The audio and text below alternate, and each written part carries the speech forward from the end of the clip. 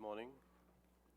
This is the third meeting of the Joint Select Committee on the Miscellaneous Provisions Local Government Reform Bill 2019. This is a public hearing. It's been broadcast on Parliament Channel 11, Parliament Radio 105.5 FM, and the Parliament's YouTube channel, ParlView. I am Clarence Rambarat. I'm chairman of this Joint Select Committee. I now invite my colleagues to introduce themselves, starting with Member Ford. Good morning, everyone. Esmond Ford, member of this committee. Good morning, Deruk Timal, member. Good morning, Kazim Hussein, member. Anthony Garcia, member. Good morning, Paul Richards, member. Good morning, Rambachan, Suraj Rambachan, member. Thank you very much. The committee is supported by the staff from the Parliament, and we also have the representatives from the Chief Parliamentary Counsel's office. We have before us some very important stakeholders, and I know that the public would be very anxious to hear from you, mainly because we believe that this is where this public starts to see whether or not local government reform as proposed will work in their interest or against their interests. We understand that the context of local government reform, there is a view that services are better provided in the communities in which they're required, and this is an attempt to make things easier for members of the public. So we have with us today representatives from the Ministry of Planning and Development, the Ministry of Health, the Disaster Management Unit of the Ministry of Rural Development and Local Government, representatives from WASA, TNTech, Trinidad and Tobago Fire Services, and ODPM. I now invite you, starting with the Ministry of Planning and Development, to introduce yourselves. Good morning. I am Marie Hines, Acting Deputy Permanent Secretary in the Ministry of Planning. Morning, Chair and members. Dr. Roshan Parasram, Chief Medical Officer, Ministry of Health. Good morning to all members. Kelvin Ramsuk, General Manager, Trinidad and Tobago Electricity Commission. Good morning, everyone. My name is Marlon Smith, Acting Chief Fire Officer, Fire Service. Morning, Alan Boone King, Acting Chief Executive Officer, Water and Sewage Authority.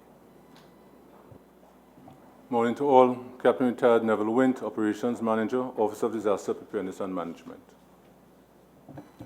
President, good morning. Jamil Chidi Amiral, Acting Deputy Permanent Secretary, Ministry of Rural Development and Local Government. Good morning. I'm Jerry David. I'm the Senior Disaster Management Coordinator at the Ministry of Rural Development and Local Government. Good morning to everyone. Ansel Kirk, Assistant Coordinator, Town Country Planning Division in the Ministry of Planning and Development. Good morning, everyone. Brian Amo, County Medical Officer of Health, County Carney from the Ministry of Health. Good morning, members. Annabelle Brasnell, Corporate Communications Manager at TNTech. A pleasant morning to all. Mervyn Lane, Acting Deputy Chief Officer, Trinidad and Tobago Fire Service. Thank you very much. We've been joined by two other members of the committee, and I'll ask them to introduce themselves. Good morning, Chairman, members, guests. My name is Khadija Amin, Opposition Senator, member of the committee. Thank you, Chairman Jonathan Darsing, member of the committee. Thank you very much.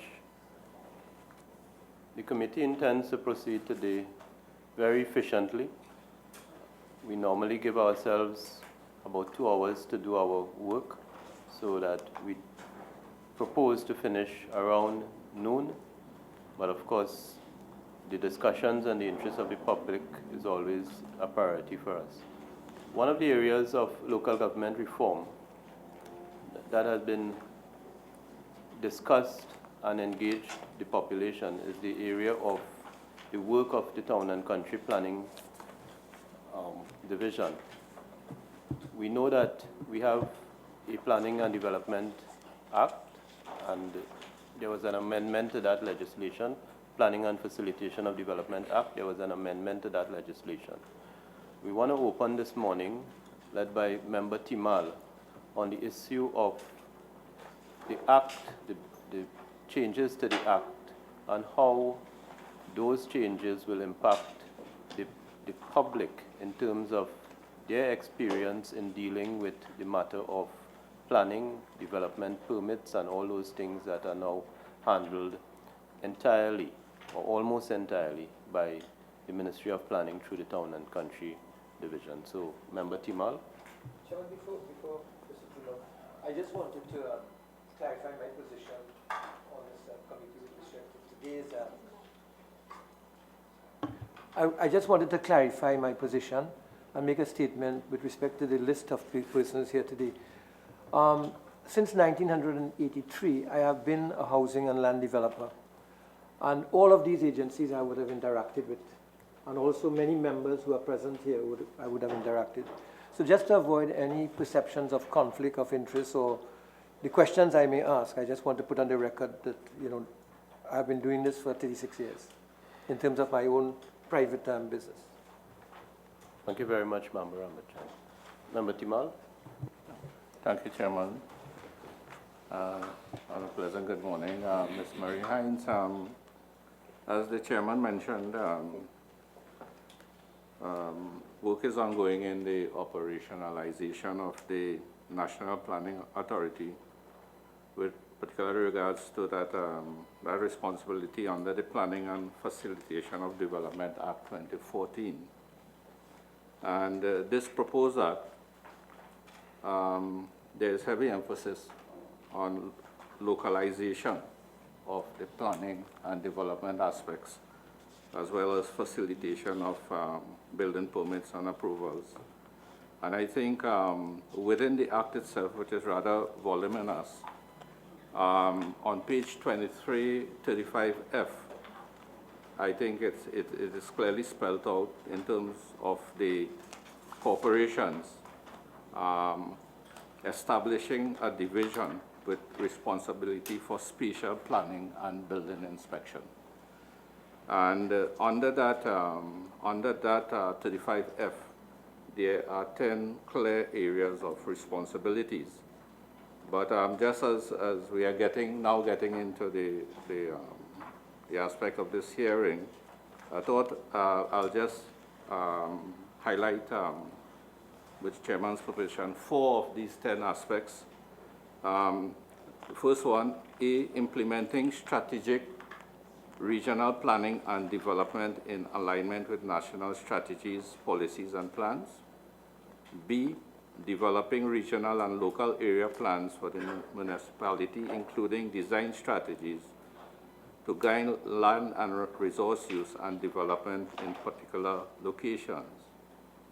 C, fostering integrative spatial planning within the context of shared municipal boundaries as necessary.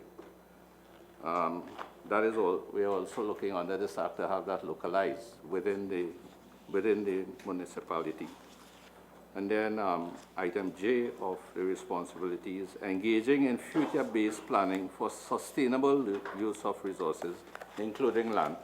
So the whole concept of sustainable development is also being, aspects of it is being looked at under the act to be localized. My question to you really is in the context of those aspects of the intended act. One, in terms of clarity of responsibilities with regards to Town and Country Planning Division, vs the municipalities, the corporations,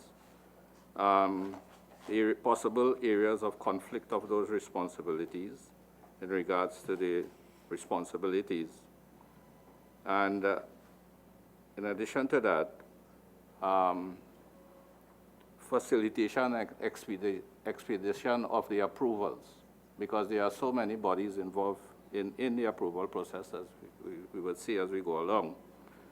But in terms of Town and Country Planning Division and the clarity with regards to facilitation and expedition of approvals. Thank you, member, for that question. Let's see if I could bring some clarity to the process. PAFT and this local government reform bill makes it clear a distinction in terms of responsibilities. The Ministry of Planning and Development is to establish under PAFT a national planning authority. That authority will be responsible for what is defined as complex development. Simple development will become the responsibility of the relevant regional corporations or municipalities. So my first quick response is that there should not be actually any areas of conflict in terms of responsibilities. Notwithstanding that, one can expect as a thing is implemented, you will have opportunity to roll it out in such a way to address any possible areas of challenges. And it's like institutionalizing anything that's new. It will take some time for each side to be clear, absolutely clear, on how they will do what they will do. But the legislation makes it very clear. A national planning authority will be responsible for a certain level and kind of applications, and it's really nicely defined as well in this local government reform bill. And simple development is what the corporations will be responsible for.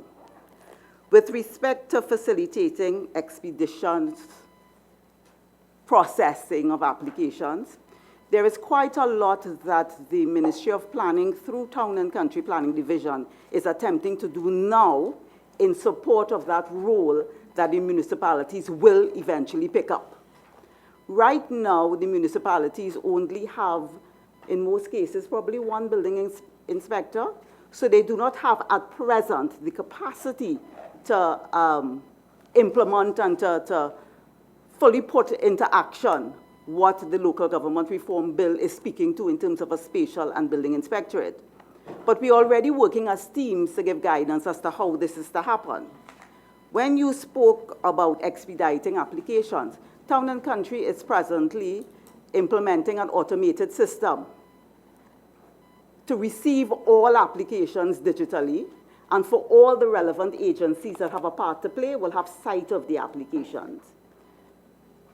We have already brought the corporations on board, and if you were to ask any corporation now, they would be able to tell you what's happening in terms of automation, what's the plans, what is required of them. So what we expect will happen in the near future as we roll out, that project begins with a pilot with Port of Spain City Corporation. What we expect will happen in the future is that all that is required that we may have to assist in the process of applications, processing of simple development, that will be in the hands of the 14 municipalities. So I expect that they will take some time to perfect the process. Sorry to interrupt. If Ms. Hines could just, because the public is looking on, just simply define the difference between complex and simple so they understand what we're talking about as it applies to them, please. All right, so I'm going to do some ad-libbing because I have the local government reform, the local government bill before me, and I will define complex from that.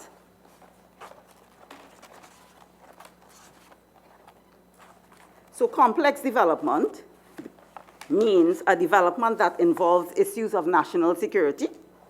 It involves issues of more than local importance, raises significant architectural or urban design issues, giving rise to substantial regional or national controversy, may conflict with national policy, involves the interest of a foreign government, affects the obligations of Trinidad and Tobago under any treaty or international convention, or involves such other issues as the National Planning Authority thinks fit. That's complex development. Simple development, we have very clear boundaries in terms of how many, what parcel sizes they will deal with. And let me see what I can quickly find. For example, land subdivisions, including engineering operations comprising less than 20 plots. within the range of 465 meters squared and 800 meters squares inclusive. That would be simple development that will be addressed at the level of the municipalities.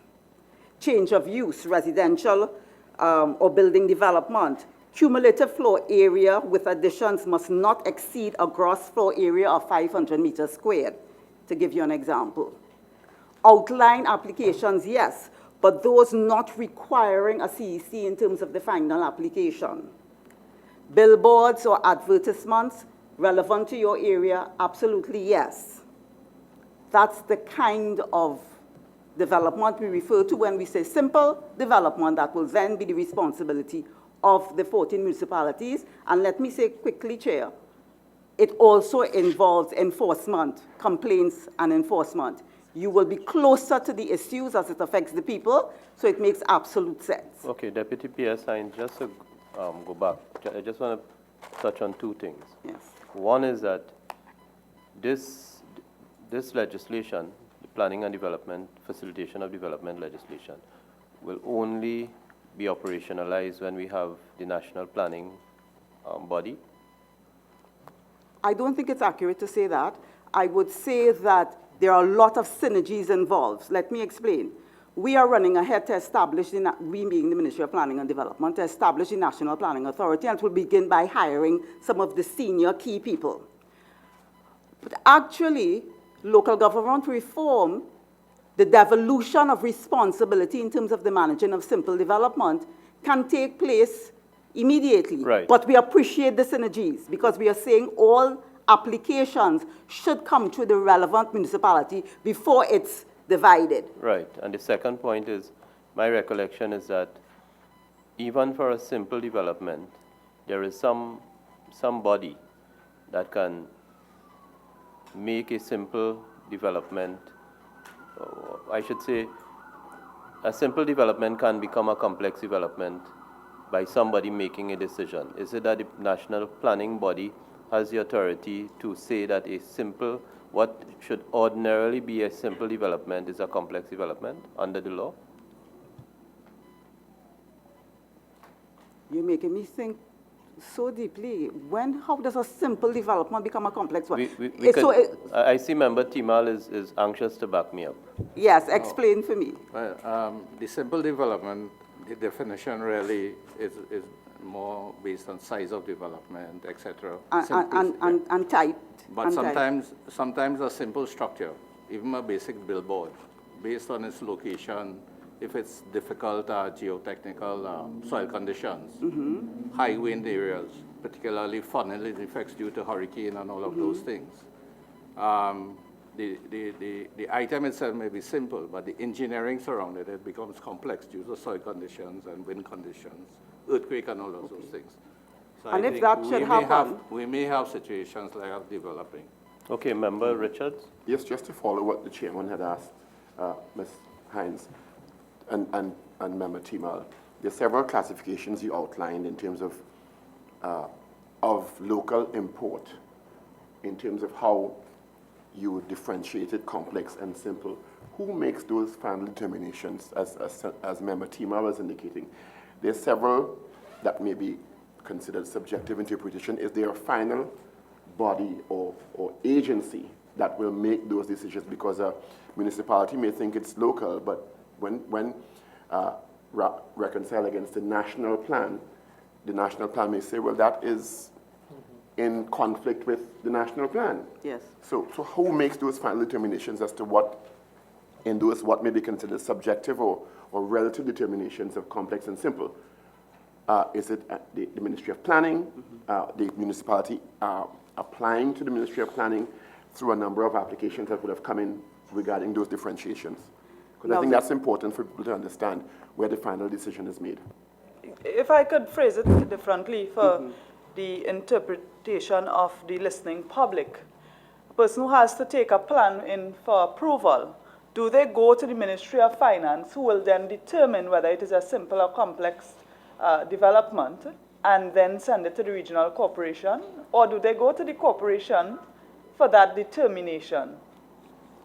So the way in which, so this is a process that is still yet to be operationalized. But the way in which it was conceptualized was that all of the applications would start at the relevant regional corporation.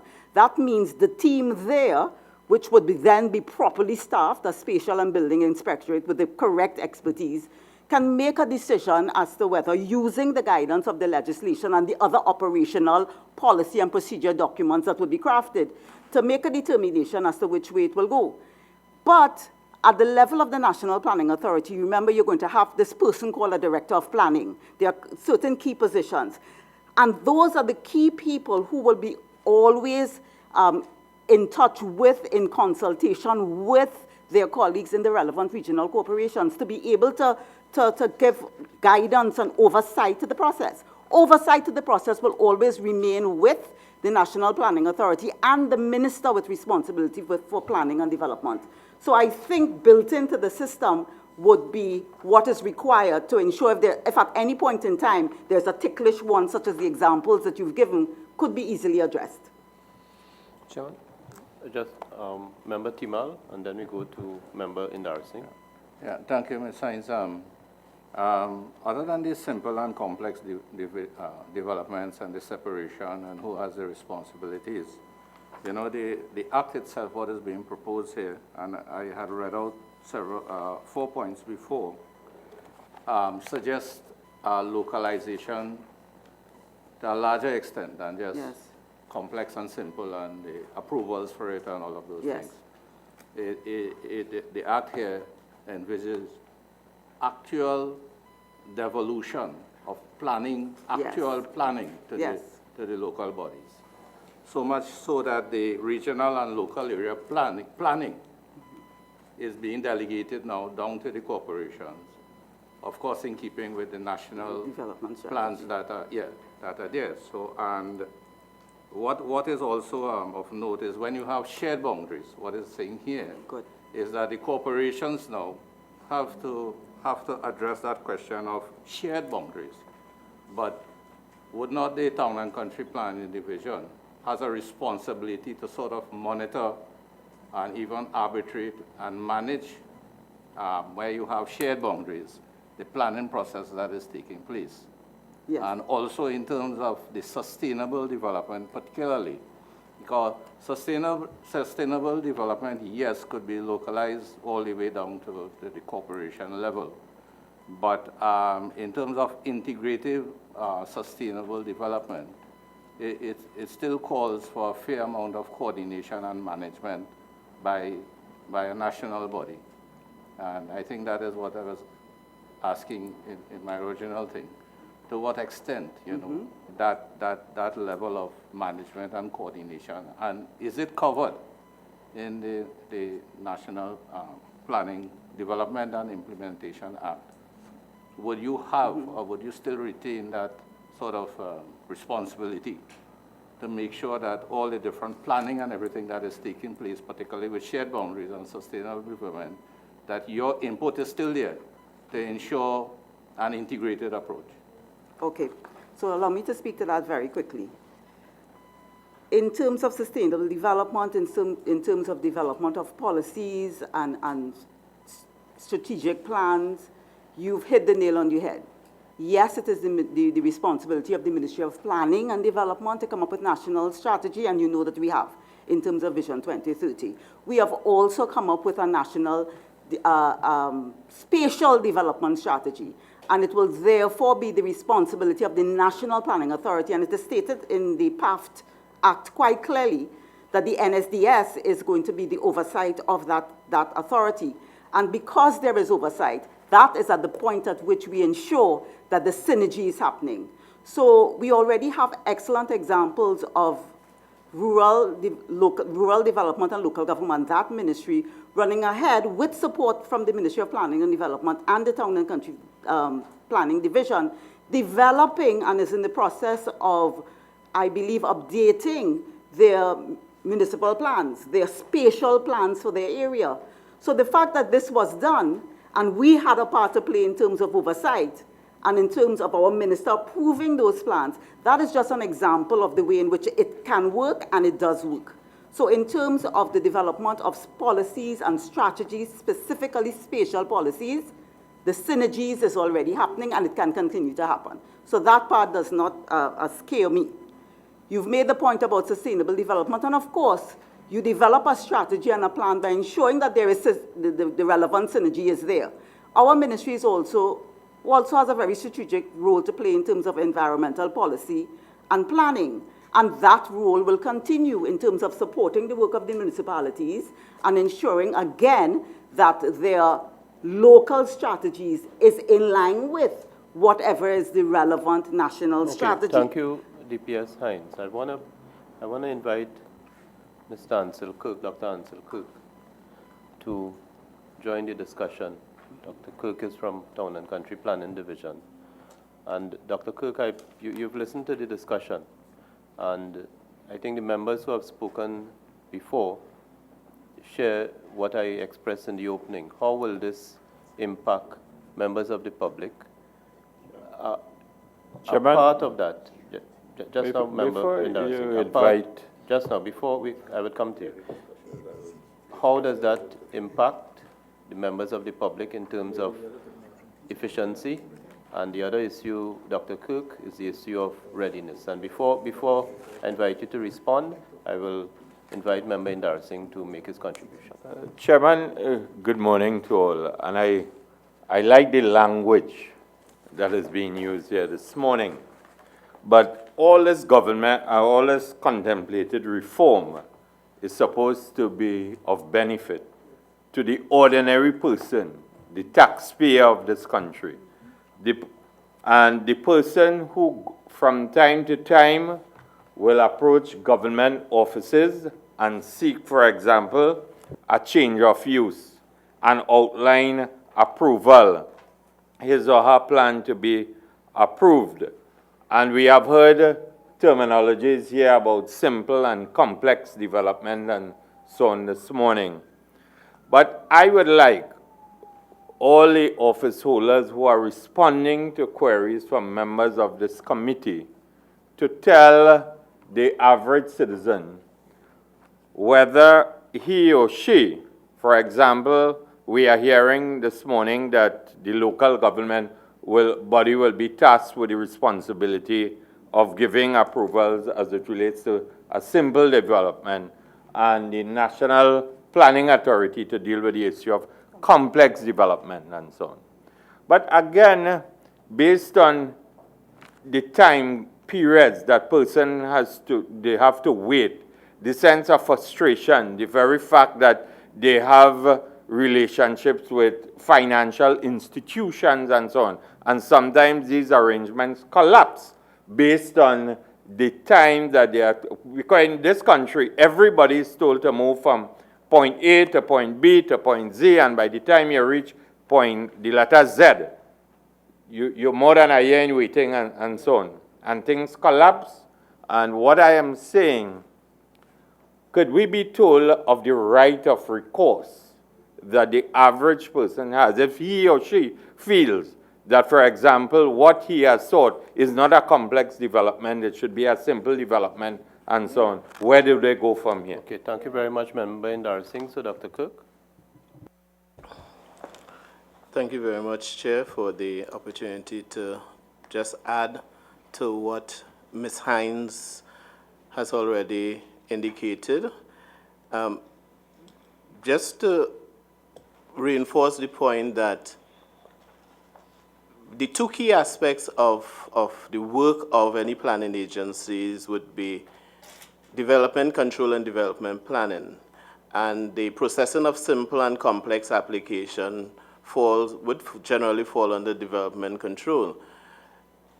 The regional corporations who would become planning authorities, municipal planning authorities, once the Planning Act is fully proclaimed, these would be not only doing development control, not only processing simple applications, because if you look at the Act, they are going to be responsible for development planning. So the preparation of their local area plans, municipal plans, all in keeping with the higher level plans that are at the national level and would be organized by the National Planning Authority, so that development control and development planning functions would in fact be developed. Once the act is fully proclaimed, this is what is going to be happening at the local level. And that in itself, it is expected, would facilitate faster processing of applications. Because take, for example, right now we have 4 regional offices, North, South, East, and Tobago. This is under the Town Country Planning Division. Now, instead of that, you would have these 14 corporations, including the THA in Tobago, receiving applications in their particular area. That in and of itself is going to suggest that the amount of work the 4 agencies, the 4 regional offices would now have, would in fact be spread around these 14 municipal corporations. Albeit the weighting would be different in the sense that what is going to be submitted at the San Fernando Corporation obviously may be less than what is supported in some other regional corporations. So that of itself should help facilitate speedier operation. The issue of whether at the point, now all applications are going to be submitted at the corporations, we would expect that procedures and processes would be worked out with the National Planning Authority and the regional corporations to seamlessly trash out those issues for those matters that, although the Act defines simple and defines complex, for those matters that may still be in the gray areas, and operational procedures would, I would expect, be put in place to deal with these issues. How it benefits, in addition to that, how it benefits the average man, the new Planning Act envisages first-party rights that are not there in the current Town Country Planning Act, in that people enshrined in the new Planning Act would be the opportunity to object to development, because people would have to post notices of what they are proposing to do on their site. When they get approval, they got to put it up on the site. So people, before an application is actually approved, will have the opportunity to have an input into it. So the issue of consultation, genuine participation, these things are expected to be some of the benefits to the small man, the average person, as part of the new Planning Act. Thank you, Dr. Cook. I want to invite Member Richards. Sure. Thank you, Chairman. I have 2 questions based on what has been discussed so far. One may be considered pretty controversial, but I think it's important to put it on the table, given the fact that this reform bill seeks to is an attempt at devolution and decentralization and integration. And the other one is based on a comment from one of the stakeholders last week in terms of the classification of these municipalities and how those classifications or those intended classifications will impact the national plan as reconciled with the municipal plans, whether municipality X, Y, or Z is 1, 2, and 3 as suggested last week. And 2, and I know we think that, and Dr. I forgot it, Dr. what? Dr. Kirk indicated before a really practical sense of consultation. But when you're thinking of the municipalities envisioning their role in planning the futures for the areas under their remit, there is a political consideration, because municipalities may be controlled by X or Y, which may have plans in conflict with the national plan. And I'm in a good position to ask this question, because I'm neither fish nor fowl in this construct. How is it going to be envisioned to operate, given the fact that there may be some political considerations in municipality A, which may be in conflict with the central government, and how and the equality of treatment of each of these municipalities, when it is envisioned that they operate with a sense that they all are in an equal playing field? And I ask that with the sincerest of intention of reconciling these practical considerations in our construct in Trinidad and Tobago. Member Amin? Mr. Chairman, on that same vein as Senator Paul Richards, I am also looking at the practical application. While we hear principles such as stakeholder involvement, consultation, public having an input, there are no provisions in the Act for that. So, for example, while you have the municipal corporations would be closer to the communities, and so it's easier for them to have feedback. What are the mechanisms to ensure that, for instance, members of the public, the ordinary members of the public, have a say in complex developments? So, although we are saying there's a sensitivity, it's not really legislated. That protection is not legislated. And I want to ask in terms of, are we really giving municipal corporations the opportunity to determine from a planning level, or is it that they just have an administrative role to deal with simple developments? And I think if we're talking about empowering corporations, corporations must be able to determine their strategic development and reserve a certain amount of decision making within the corporations for, in terms of empowering them. Okay, Dr. Cook. So we have two issues, one raised by Member Richards relating to how do we balance central government interests and municipal interests, and the second by Senator Amin on the involvement of the people who may be affected or people who have a direct interest. Thank you. Thank you, Chair. May I be allowed to tackle the second first? All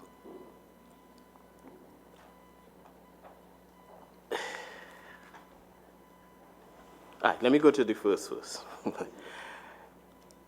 We would have,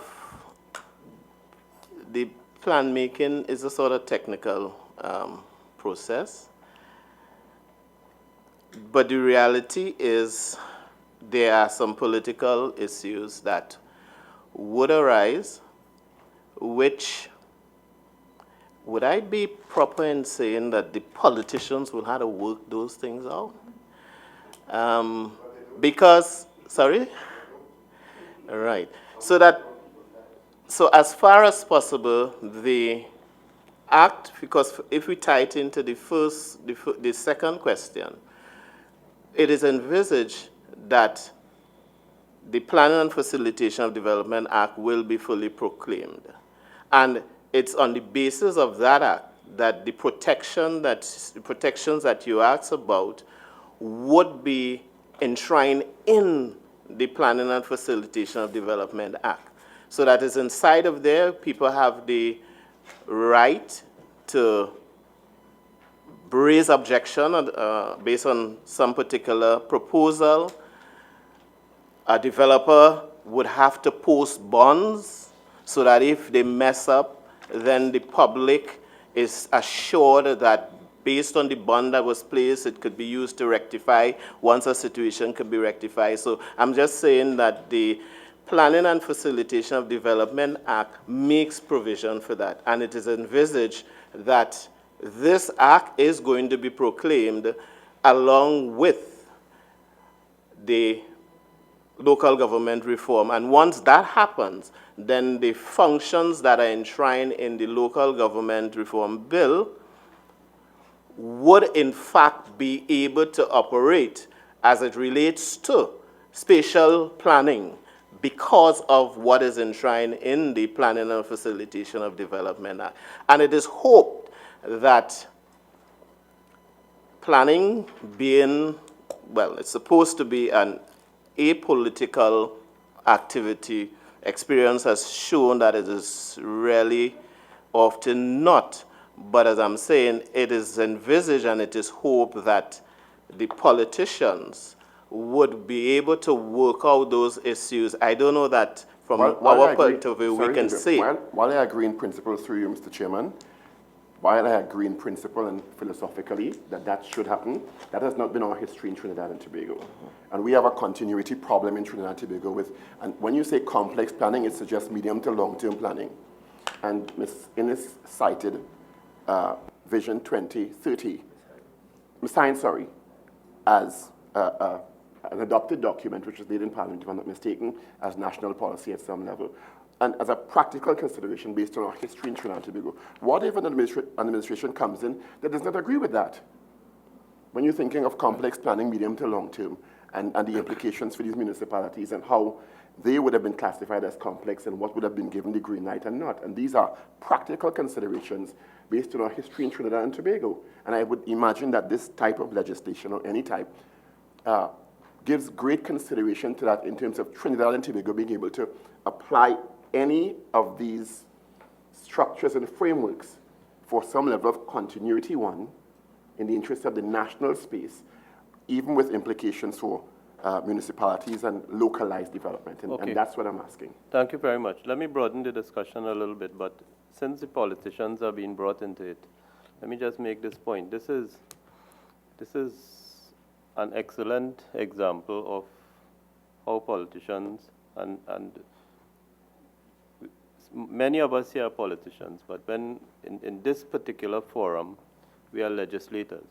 And the main reason for this Joint Select Committee is to ensure that in doing our work as legislators, we do what is in the public's interest. Now, there is no question that we all understand as representatives and as citizens of this country the problems the public face in engaging bureaucracies.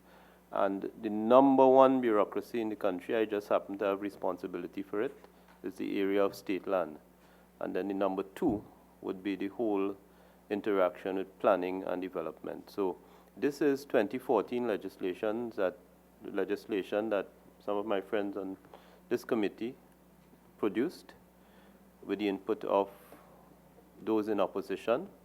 And there is a 2018 amendment which some of us, all of us here, worked on. So this is a product of both political entities, and it represents what we believe is in the best interest of the public. But alongside that comes this local government reform, and as I said in opening, at the heart of it is the way in which this improves the planning aspect of people's lives. Now, there's in the Act, in the 2014 legislation, there is something called a Development Control Committee that has a significant role in making decisions that affects not only applications, but the broader public interest. I want to now invite TNTech and WASA to make a very brief submission on how you believe your engagement with the public is likely to change as a result of what is being proposed, both in the planning legislation and in the local government reform. Chairman, before I do that, I would, Member Ramachan wants to make a submission. Before you do that, thank you very much. I'm very keen on some of the statements made by Ms. Hines, the Deputy Permanent Secretary, and also Dr. Kirk. Now, you keep saying that the planning and facilitation bill and so on, it's envisaged that it will be proclaimed. But we are 5 years down the road since that bill was first passed in Parliament, 5 years. And I would have liked to understand this morning what is really being done at the level of the Ministry of Planning to operationalize that particular bill. Because my understanding from the discussion this morning is that if it's not properly operationalized, then giving this authority for simple developments to local corporations may not really work. While you say that it can go on, but then you also said that the National Planning Authority, which up to this stage has not been established, it seems to me that there are no personnel involved so far. Nothing has been done to put a structure together, and so on. So we are light years behind in terms of getting this operationalized. And when, as you said, that this National Planning Authority will have oversight of the local government function, it seems to me that this can become a bureaucratic nightmare, and that the municipal corporations, although they are being given this function, may not be able to operate for a number of years. So we may have good intentions, but poor governance in terms of how we get there. That is very important to me. Secondly, I would like to understand, where is this digital application process at this point in time? Where is it? You know, we have been hearing it for about 3 years. Where is it? You said a pilot project in Port-au-Spain. You know what I want to suggest to you, ma'am, with due respect? That this nonsense of pilot projects all the time is what's keeping back this country. And if you have to implement something, implement it across the country. Because when you implement a pilot project, what is going to happen? You're going to take 3 years to determine whether the pilot project can work, and now we are 10 years behind. And that is why this country is not progressing, because we are caught up in analysis, paralysis, and nothing happens to affect the lives of people in a way that they expect in terms of better governance. Next point I want to ask is this. You knew all along, for a couple of months now, given the intentions of the current government to have local government reform, and you have had the planning and facilitation bill before you. Have you in the Ministry of Planning set up a transitional team to determine what will be the issues that need to be addressed in order to move this process as quickly forward as possible, so that at the level of the municipal corporation, this thing can be implemented in the shortest possible of time? And I have lots of questions that I took down from when you were speaking, Ms. Hines, lots of questions. But you then spoke about the lack of building inspectors at the corporations and what have you. What is being done by the Ministry of Local Government? What is being done by the Ministry of Plan? What is being done in order to train people to be building inspectors, rather than have some tin-god building inspectors, and I make no apologies for saying what I'm saying, tin-god building inspectors who are taking advantage of the public in corporations, serious advantage of the public in corporations. They go there, they ask the public to come in, and they demand that they draw the plans in the very corporation where they have to pass the plans, and then put all kind of blockages. And I've passed on this to the Minister of Local Government on several occasions of constituents of mine who have been caught up in this nonsense. And when I come to the fire service, I'm going to ask a very question again, Chief Fire Officer. Why is it that you have such a long delay right now, a long backlog that shouldn't, in my view, exist, of checking on developments and approving people's developments with respect to the hydrants that have been there in their developments? It is almost 6 weeks now. Some people are waiting to get an officer from your division to visit. So I have all these questions, and I believe, and I say so unreservedly, that the Ministry of Planning at this stage is unprepared or underprepared to deal with the devolution of this power. Nobody in there is taking the responsibility for developing a transitional team, talking, not necessarily on a joint select committee like this, but talking to the stakeholders to find out what are the issues we have to deal with. The policies have been laid out. The legislation has been passed. But if the public servants don't take the responsibility to move it forward, it's not going to happen, and it's going to fail again. Thank you very much, Member Rambachan. Before we invite those responses, as I said, I want to invite TNTech, followed by WASA, followed by Trinidad and Tobago Fire Service, and I'm going to ask the representative from the fire services, when you talk to us about how this will impact the public, you can also answer Member Rambachan's question on the application and approval process for these fire hydrants. Thank you. Right, Honorable Chairman and members. So, yes, I perused the documents. I looked at that clause with regards to the subdivision, the 20 lots, and the issue with regards to the approvals that will be done by the corporation, the relevant corporation. For TNTech, basically, we will want to know what sort of documentation will be provided, because generally at this stage, we will normally get town and country approvals. So I would imagine in the logistics and in the whole process, the documentations will come out from in terms of what the corporation will provide versus what town and country will provide, or the National Planning Authority, for what will be considered to be complex development. So that's one of it. Once we, once that is clearly identified and it's presented to us, normally we will do our installation work on the site. Generally, sometimes, I just had one little issue that actually came out when I looked at the 20 lots. Is it 20 lots in its definition, or could you have someone with 2 lots and 18 lots? That could create a little issue, because sometimes what happens is that you could have somebody that could exceed 20 lots now, because they could have 20 parcels and then eventually come for approval thereafter. These little issues tend to come up, and TNTEC would just need the clarification, basically. We will, of course, like anything, we are really an execution agency. But at the end of the day, we will really require the approvals and the clear guidance in terms of, who to accept the approvals from in proceeding forward. Okay, is there any member who has a question directly to TNTEC at this stage?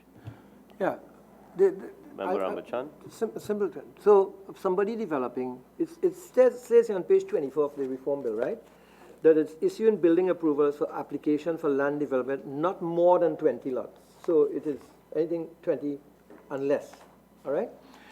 But somebody developing 20 lots of land, they have to have town and country approval to say that, you can go and subdivide and what have you. And then they come to you and you give them an estimate and so on. Why is it that TNTEC has a monopoly on the materials that are to be supplied to a developer? Why is it TNTEC has a monopoly and TNTEC therefore charges capital contribution costs that are way above what these products can be sourced on the international market? Right. So the issue of materials, remember, there will be certain standards and specifications that we apply in identifying what materials will be used on the site. And therefore, it is important that TNTEC will normally spec and provide the materials. At the end of the day, the infrastructure remains the property of TNTEC. And of course, during the period of its use, once it has to be replaced, TNTEC will normally go and replace its standard procedure. The issue is if we attempt to go outside of that, it could mean that you could have individuals procuring non-standard materials. I know that we could provide the specifications, but you have to look at the whole process and how it's going to be done. And so. But it seems that TNTEC does not give an option except for the use of a contractor as against TNTEC personnel. But for the materials, it seems that you do not give an option. It is virtually made clear to a developer they have to buy the material as supplied by TNTEC.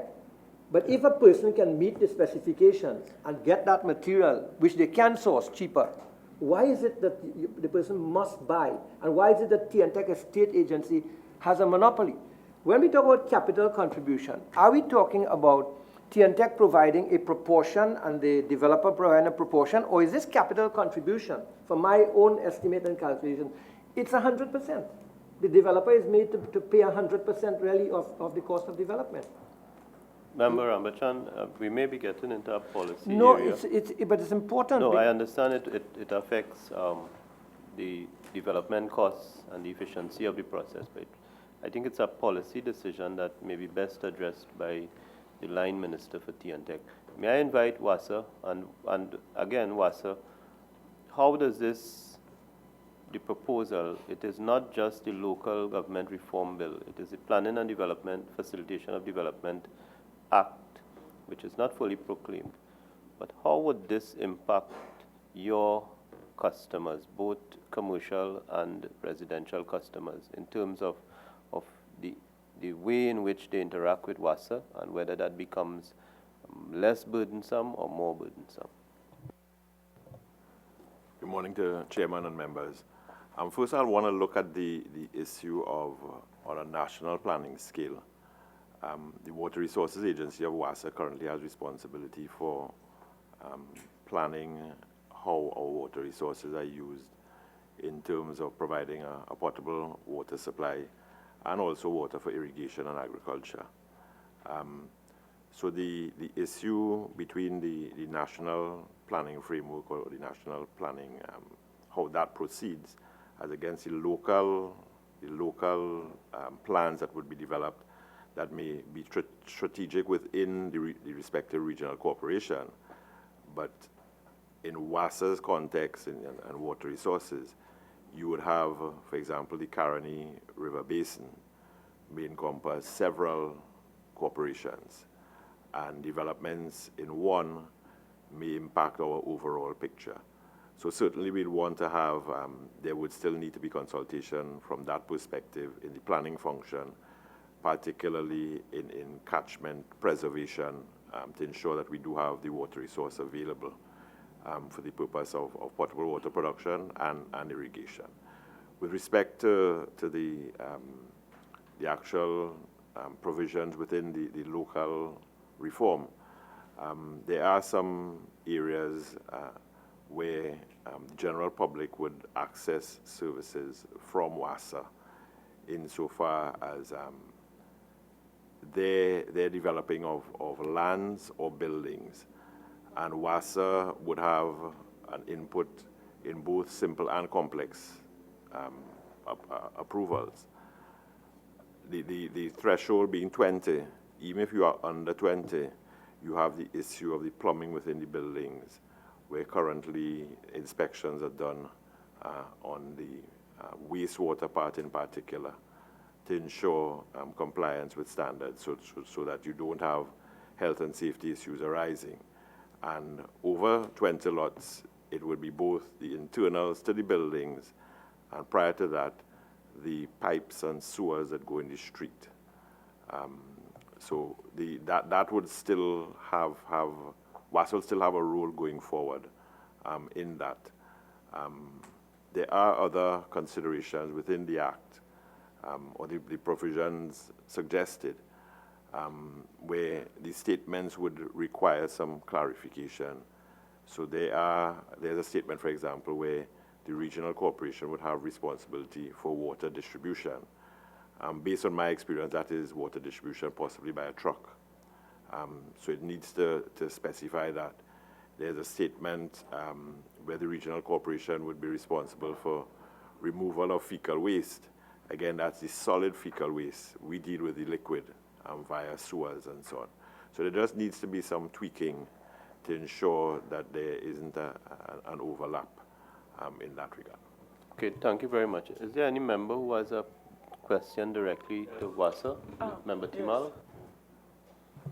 Yeah, Mr. Punking, in terms of the approval process itself, I think generally some of the members of the public I interact with, because I'm in that industry, the construction industry, and there is tremendous concern about the length of time it takes, for the processing of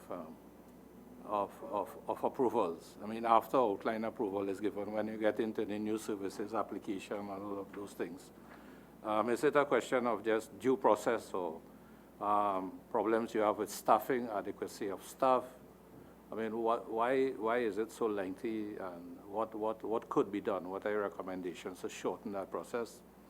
And then the second thing, I think in terms of the distribution of truck-borne water, the Act really probably specifically intends about the role of the corporation in terms of distribution of truck-borne water. I mean, what synergy is there between WASA and the local corporations? The role of WASA with regards to truck-borne water and the corporations. With respect to the new services process, yes, we acknowledge as well that we do have concerns and the processes need to be reviewed. Water and wastewater is sometimes complex insofar as putting standards in place or systems in place to ensure, firstly, that we can provide water on a sustainable basis, and then thereafter to collect and treat with the wastewater component.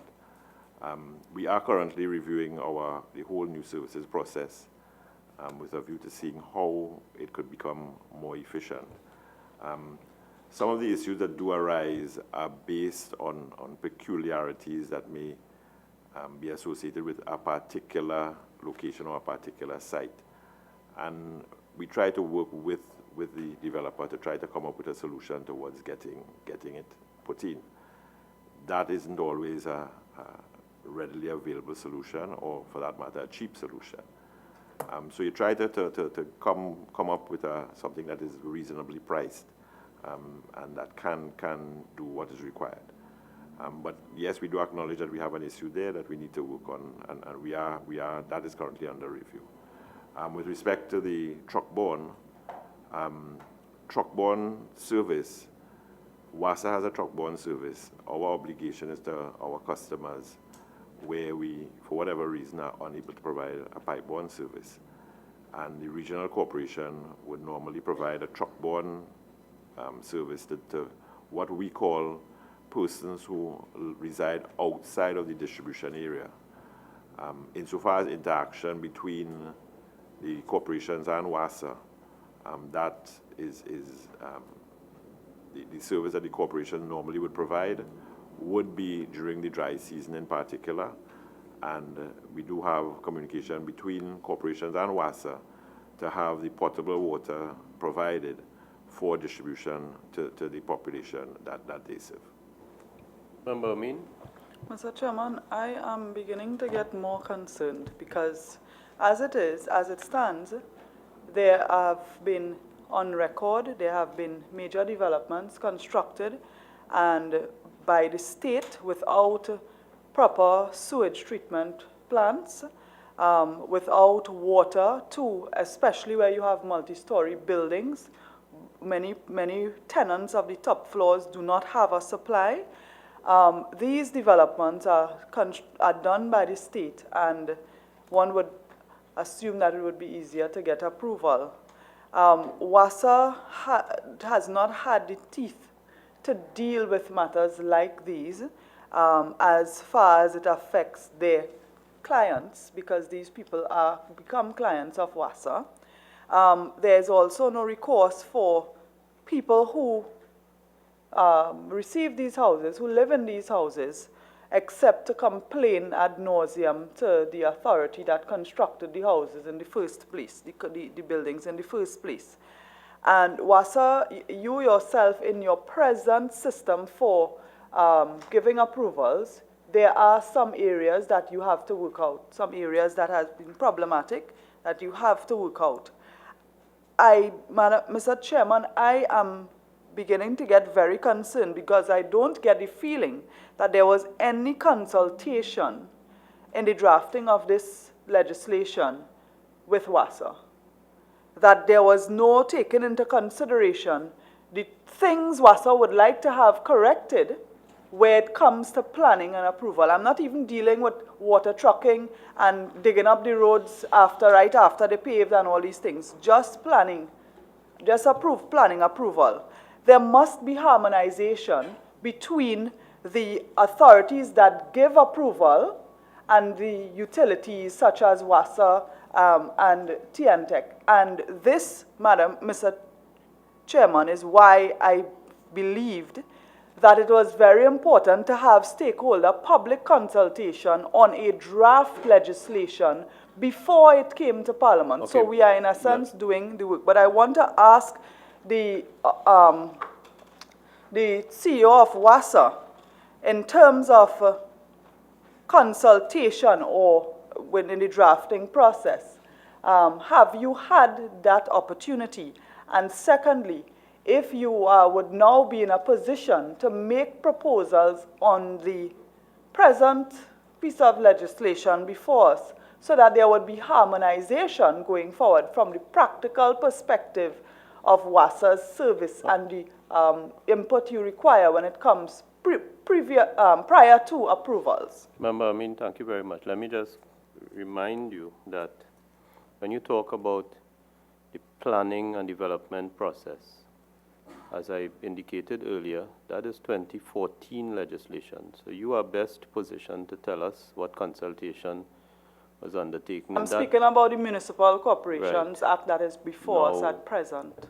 You refer to planning and development. Now, the second thing is that in the context of this bill that is before us, there was widespread public consultation. I don't think we could say lack of consultation.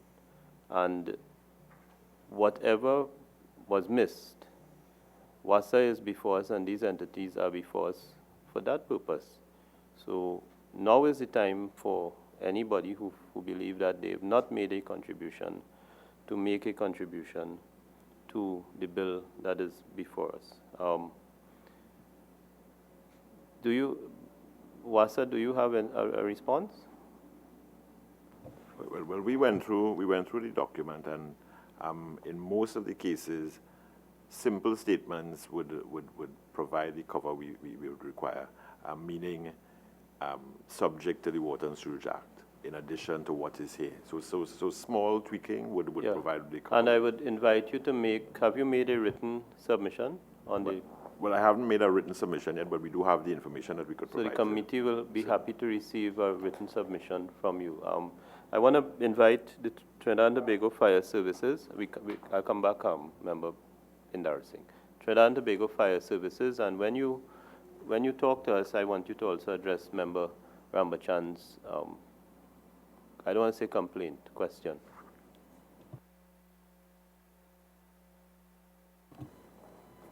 With regards to those simple and complex approvals, fire service input again, in those instances, we'll treat with having our own input to ensure that the public and the occupiers of such premises are kept safe. We have looked at the provisions, and there's nothing to suggest that that would not continue to apply. Relative to the specifics of the less than timely approvals of hydrants and so on, oftentimes we would attempt to have these matters sorted out. At times the developers don't meet what is required, and in times that going forth and back and not always meeting those specifications, there's a delay. Having the matter raised as it was, certainly in my new position, it is one that I would give it some attention and see how best that those sort of concerns could be addressed, as any other item that might be affecting us at this time. Thank you very much. Member Indarsing. And after Member Indarsing, I would invite Dr. Parasram to, you appeared before us on at the second meeting, the first public meeting, and we'd invite you to talk to us about how this would change things and give members the opportunity to speak specifically of how this is going to impact the municipalities. Thank you. Thank you, Chair. Once again, we are at the stage of this draft piece of legislation. All the stakeholders that are before us here this morning, there is something currently called at the local government level a coordinating committee that they are supposed, or the entities are supposed to have representatives in these monthly meetings that take place. But I get the feeling, Chairman, that the people who go there are merely note takers at these coordinating committees. They do not have any sense of teeth, they do not have any sense of power and authority. And when they engage in this note-taking act, and when they go back to their respective offices, the entire process collapses. And we are talking about here now with various divisions and so on that are to be created in the respective regional corporations. I do not know in the various entities in reviewing this piece of legislation and where we are at in the draft committee stage and so on, if they can give a commitment that within their respective organizations and so on, and not one office holder. For example, I say in the Kuva Tabaki Talparo Regional Corporation, large as it is, you really cannot have one person from Wassa or one person from TNTech and so on, acting as a liaison with a sense of enforcement and drive and so on, to unravel and deal with the cut and thrust of getting the desired results. And I do not know if the various organizations can tell us here this morning having looked at this draft piece of legislation, what, or are they committed to creating a designated unit or one or two additional officers within their respective organizations that will really drive the process and assist the taxpayers in the kind of reform that we are all seeking on Thank you their very much, Member Indarasingh. So I made a note in respect of 4 matters we've raised by Member Rambachan. The 4th one was the fire service issue, which was addressed. And we have to come back to those 3 other issues, which are the readiness of the entities, the digital application process, and the capacity building training specifically. So that would be an opportunity for the entities to address the matter raised. I want to invite the CMO. Hi, good morning all again. And thanks again for the invitation back to the 3rd session. I think the Ministry of Health has looked at the legislation before us. We have had the ability to come to LRC and discuss our changes and amendments that were required, and we are fully satisfied from the Ministry of Health that what was suggested by our legal officers as well was included in the revised bill. So we're happy that at least as the bill stands now, in particular, the legislation refers to reporting of public health diseases of concern to the Office of the CMO. That has been included, which was not there prior. It cites an example of the OSH agency, which is reporting occupational health diseases to the Office of the CMO within a stipulated time period. That has been put in as well. So I think we are confident that the legislation speaks to what we wanted to speak to in terms of the importance of health. But in terms of the operational aspects of it, the way we see it from health is basically the Ministry of Health is the competent authority for health-related matters, public health matters, and I think that will remain. And we will maintain oversight and overarching the ability under the Public Health Ordinance and the Yellow Fever Act, even though this legislation devolves some authority to the regional health authorities. In the event that they do not do what is supposed to be done, which has happened on many occasions in the past, we have the ability and the capacity to respond to the public health threats in a manner that will be to the benefit of all in terms of protection of the public health of the country.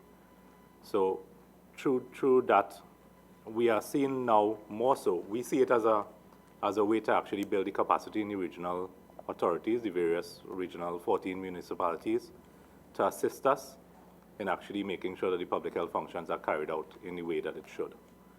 From a vector control perspective in particular, we have a very robust unit. We have over 800 members of staff. We're one of the best units in the Caribbean, I would say.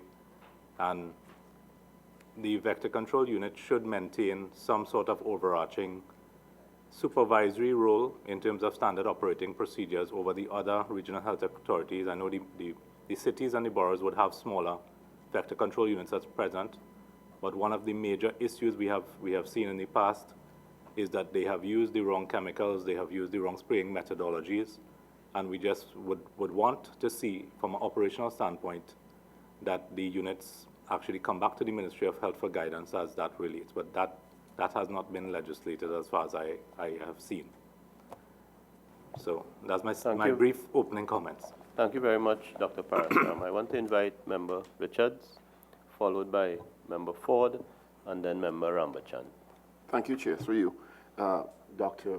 Parasram, the Public Health Ordinance, Chapter 12, Number 5, referenced the consultations you would have done in terms of your discussions with the crafters of the bill, in terms of what functions intended to be transferred to these municipalities. And if you look at 35E1, under the responsibility or the envisioned responsibility of the division to be created with responsibility for health, sanitation, and environment, it's quite extensive. It goes from A to N.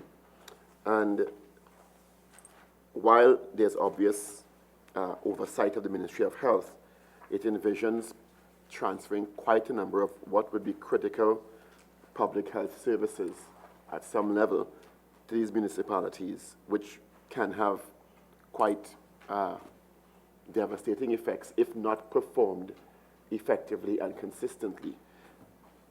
And each of the municipalities have various other peculiar concerns because of their location, size, demographics, etc. And just to cite a few in terms of developing and promoting strategies for community health, which I guess the policy from the ministry can be passed down as an oversight body. Recycling initiatives, which is a question mark for me, given what has been stated in terms of other ministries and Ministry of Public Utilities in particular, and what will be the overlaps there.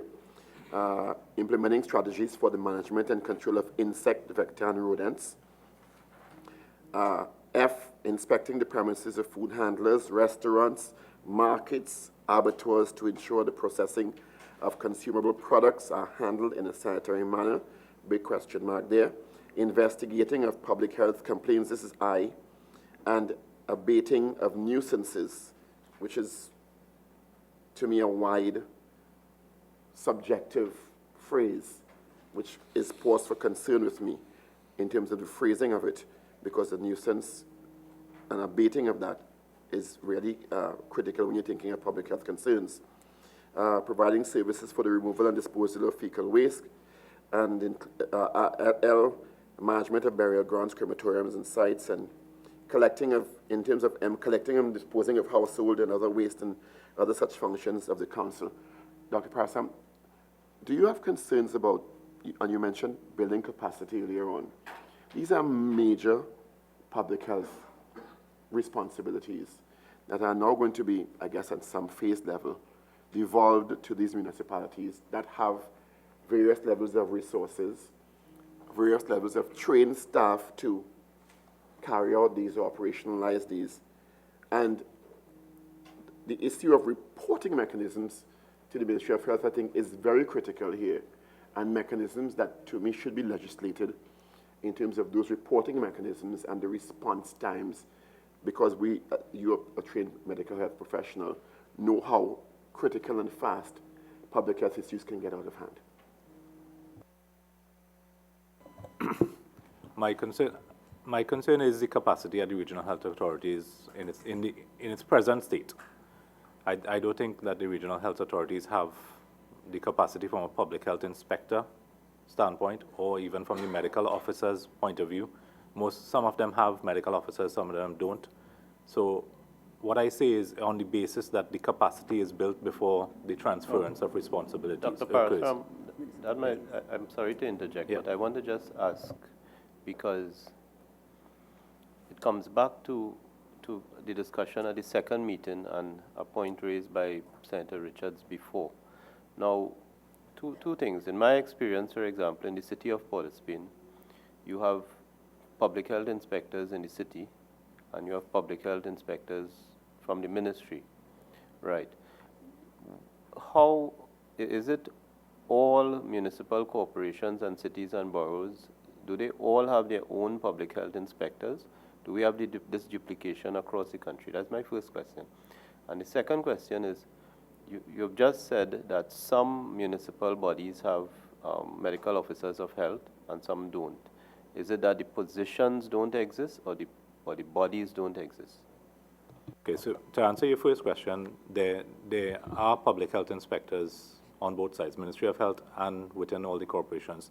I think the cities are a good example, because the way the cities function now in relation to us is the way that the other regional corporations would function in relation to the Ministry of Health. So if there's an incident, for instance, there's a premise that has a case of dengue, for instance, in the city, the Ministry of Health generally will go in conjunction with the city and ensure what has to be done is done appropriately.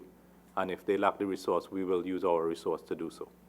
So as I say, our resource in terms of oversight is not from a policy perspective alone. We provide oversight and operational oversight by having physical people on the ground with the corporations. So the second question you had asked about the medical officers, they have on their establishment positions. Some of them in the recent past have not filled the positions. So they may not have bodies in some of them. They all have that They all have position. positions. Right. And they would have been filled at one point or the other. Thank you. Member Richards. Thank you. So, Dr. Parson, if you could just give us a sense of what you think needs to be put in place, because In terms of the amendments to the clauses and the insertions of the deletion of the word chief public health inspector and insertion of medical officer of health and the other designations down the line, and the implications for the effective implementation of all these responsibilities from A through N, which have, as I said before, critical health implications. What do you see as the process that needs to be definitely carried out in terms of a timeline for implementation, in terms of sourcing trained personnel, and in particular in terms of the reporting functions? And to follow the chairman's suggestion, when you look at areas like the food court that has evolved around the Queen's Park Savannah, and you ask questions about licensing and inspection of those and monitoring of those on a continuous basis, there are a lot of gray areas now that exist in terms of who is responsible and the monitoring of those on a consistent basis. And that's just one example of many that occurs all across the country that have public health implications. And also, in similar vein, the monitoring and reporting functions of these municipalities as envisioned by the bill to the Ministry of Health, because at the end of the Ministry of Health is the oversight body that will have to respond if there's an emergency or some shortfall in the application or operationalization of these. The question of reporting, as I said, I think was left out originally from the bill, and we asked that it be inserted, and it was done so, where any public health disease of concern as defined by the Quarantine Act, and there's a schedule that is attached, so we know which diseases we speak to. And generally, it encompasses most of the public health threats that exist at present. So that has been included. If I could just interject here, apologies. Does that amendment also includes legislative check timelines? Because just saying to me that if something comes to your attention, it's mandatory that you tell the Ministry of Health is different from legislating. You have to go once a month or twice or to ensure that the premises are kept in those situations, inclusive of restaurants, etc., which the country is replete with and are not being monitored or there's no oversight. Right. So I was speaking to the reporting part of it first, which is the second question. So in terms of even a time frame, so when you speak to the OSH Act stipulates that within a certain time frame, 24 to 48 hours, and even mandates the CMO to report to the chief inspector within a 2-day period of any occupational disease that is picked up. So that is not part of the reporting framework for the CMO as it relates to public health diseases of concern, and maybe something we could look at in the future.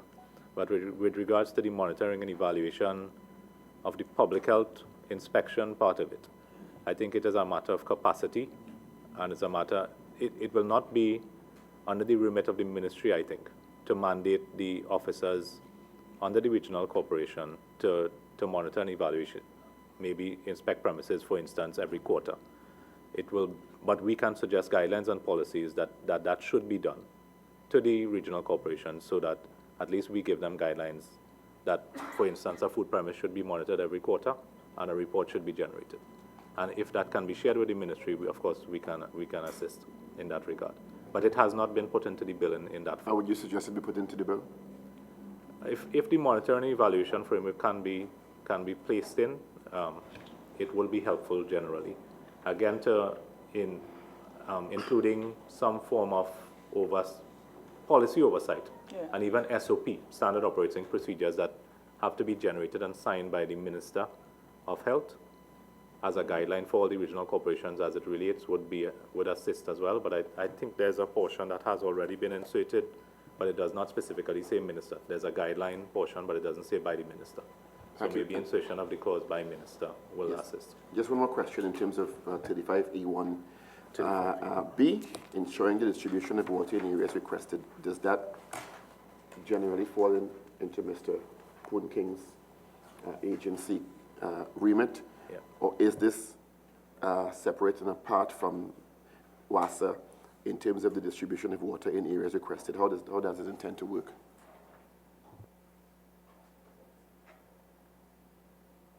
I'm 35E1.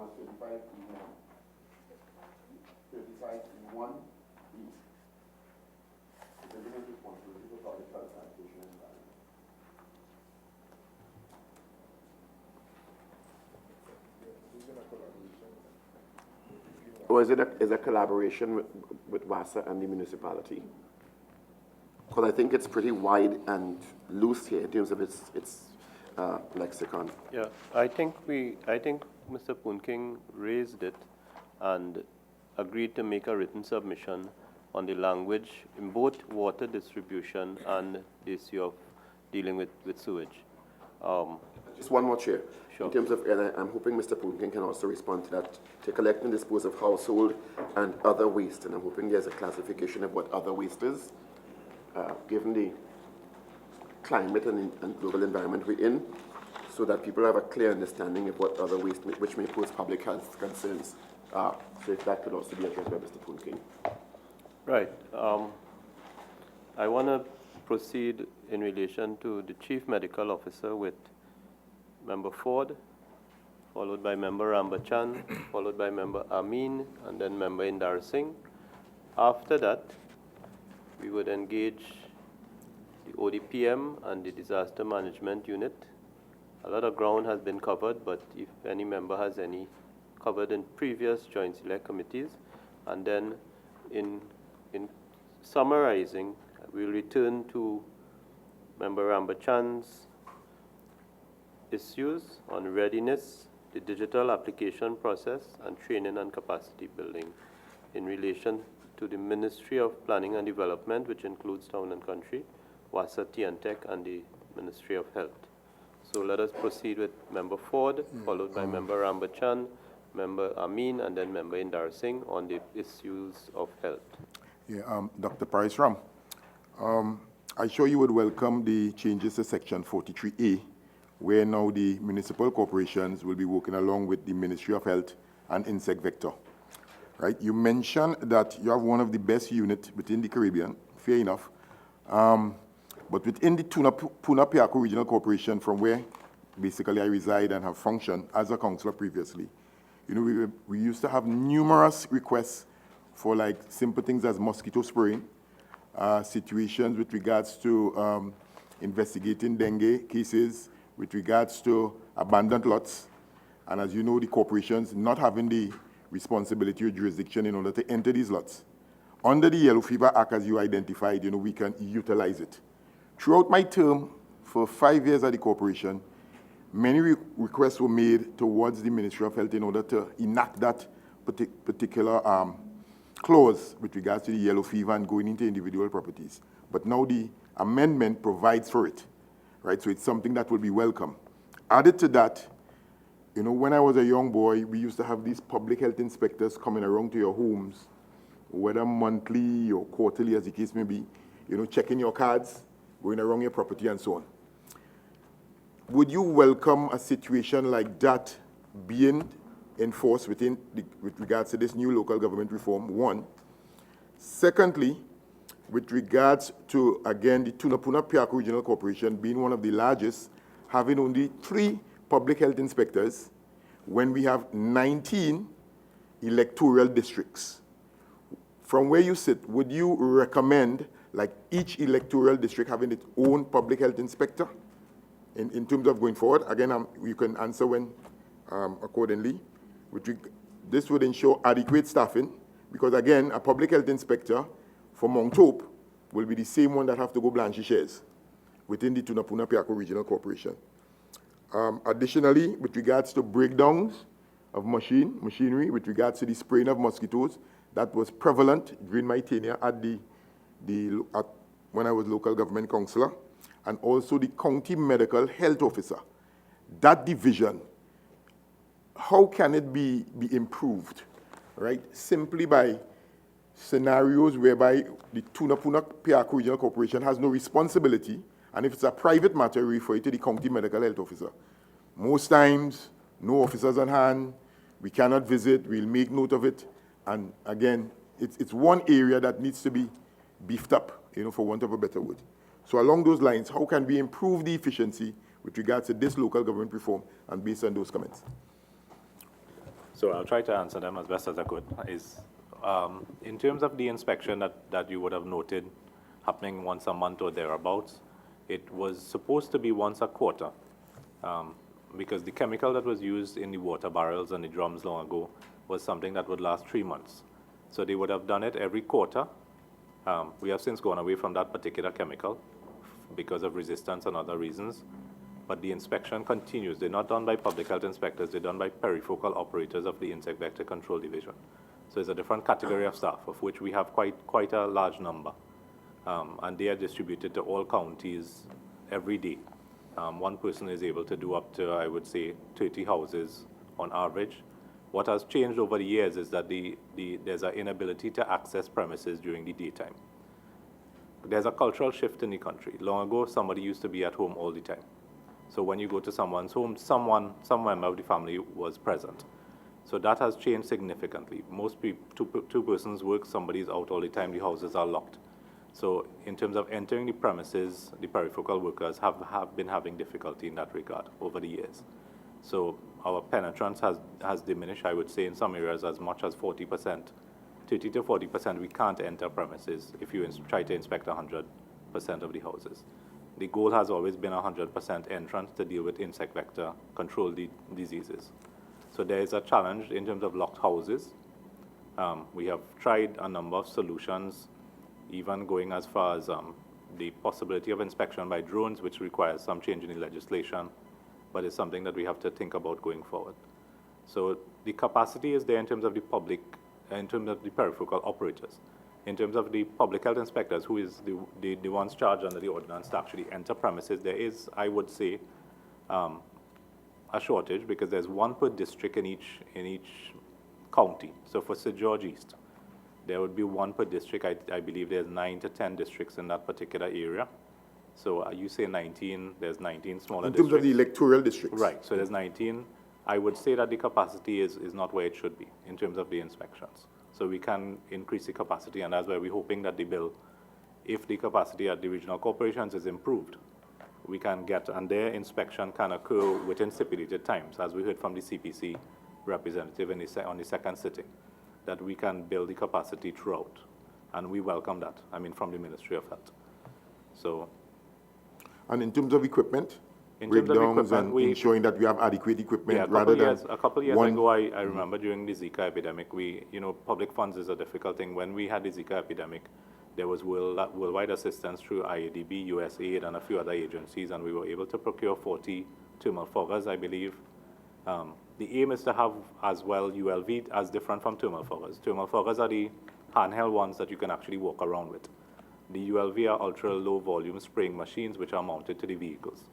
So in the division, we aim to at least have one per county in Trinidad.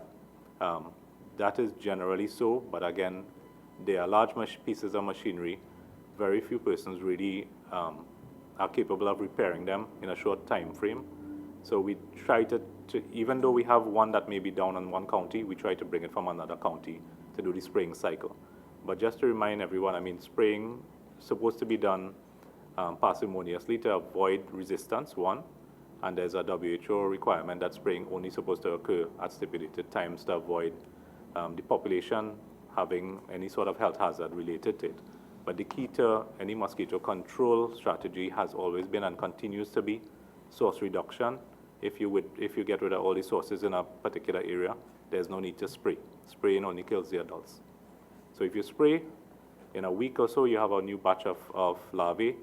The spraying doesn't make any difference. You'll get a brand new set of mosquitoes. So source reduction is the primary aim of any vector control strategy. Member Ambachan?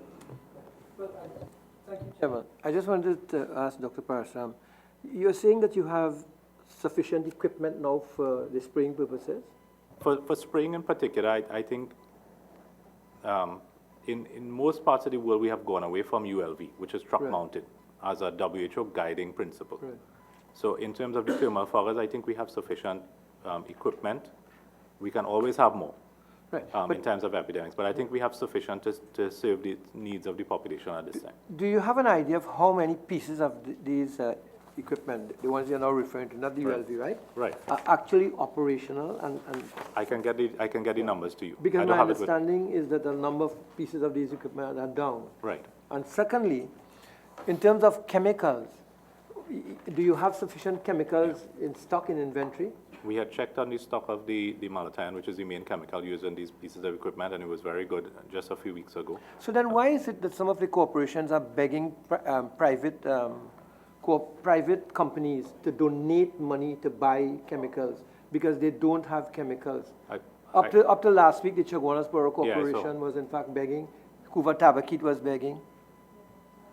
Yeah, I don't know if it is I mean, the corporations, as I said, they had established their own units. Yeah. And they would come to vector control, I suppose, but not always.